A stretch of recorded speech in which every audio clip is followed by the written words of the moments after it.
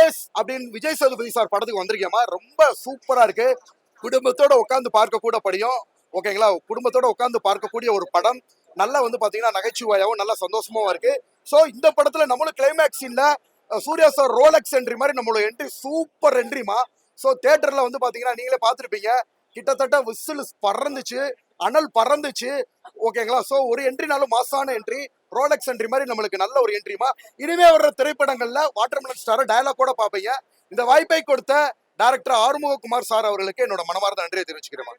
3 hours ஆகும், 4 hours ஆகும் shooting சொன்னாங்க. என்னோட சீனை டக்குன்னு நான் போய் நடிச்சு கொடுத்து நான் பேசாம டக்கு டக்குன்னு வந்துட்டு அவங்களுக்கு ரொம்ப ஈஸியா வந்து ஆச்சரியப்பத்தோட பாட்டாங்க. சார் அவங்க மட்டும் இல்ல சார், ஹீரோ ஹீரோயின்ஸ் நான் ஒரு லேட்டஸ்டா 5வது படம் நடிச்சேன். ஹீரோ ஹீரோயின்ஸ்ல போய் யாரும் செல்ஃபி எடுக்கல. நான் போனதும் அவங்களுக்கு அவ்வளவு முகமலர்ச்சி. சார் பசங்க எல்லாம் அப்படி கவனிக்கிறாங்க சார்.